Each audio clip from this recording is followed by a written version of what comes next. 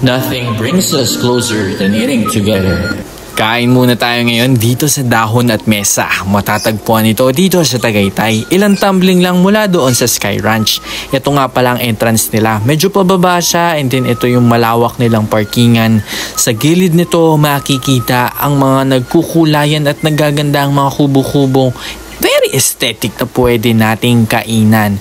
Kung gusto nyong kumain sa ganyan, dyan kayo dumiretso sa mga kubo-kubo na yan. Pero meron pang other area na pwede nating kainan. Ito nga, itong napakalawak na kainan nito katabi ng napakalawak at napakagandang view ng Taal sa gilid. Pagdating nga namin ay inassist agad kami ng kanilang malulupit na mga servers. Habang naghihintay, umu-order na ang mga kasama ko dito. Hindi yan lahat ha, yung ilan lang dyan, ang dami naman nila. Ito na nga, itong picture-picture at nag-video muna ako sa gilid dahil sobrang relaxing na mga pailaw nila dito at hindi mapapantayan ang view ng Taal Volcano sa gabi at ang city lights na nakapaligid dito. Kaya naman, o-order na kami.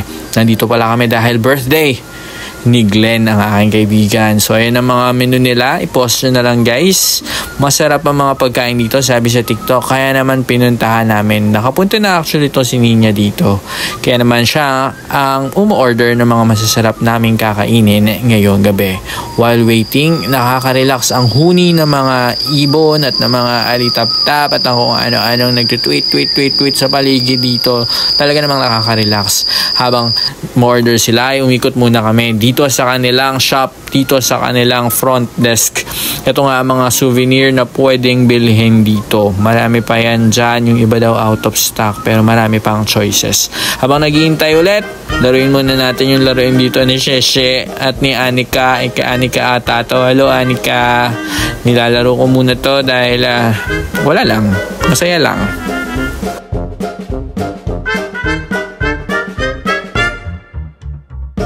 Dahon, Mesa. Isang ganyan? At Mesa. Sige nga. Kain na. Umorder nga kami muna netong parang malagkit na merong cheese or leche plan yata sa loob. Alam ko leche plan siya. Matamis, masarap.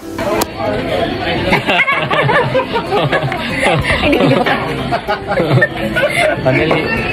Hindi ko din. Faster. Gano'n. Hindi gusto ko talaga gano'n. Cheers.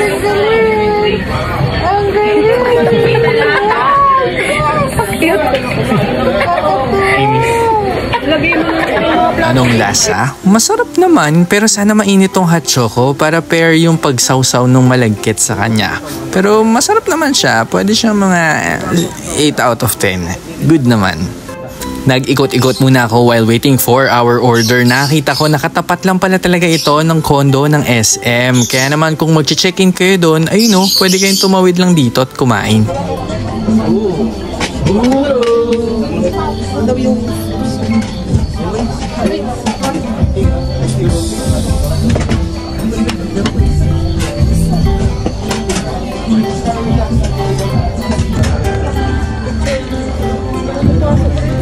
Isang malaking boodle fight nga ang in-order ni Ma'am Nina, plus bowl ng bulalo at sinigang bulalo, plus yung malaking serving ng drink na juice nila. Tapos guys, wala pala sila dito ang service water ha. Wala sila ditong binibigay na service water. At ito na nga yung ating sabaw. Ang sarap niyan, promise. Happy birthday Glenn! So ayun nga, kung pupunta kayo ng Tagaytay, try nyo rin dito sa Dahon at Mesa. Yung pagkain nila, let's rate it mga 9 out of 10. Masarap siya. Masarap.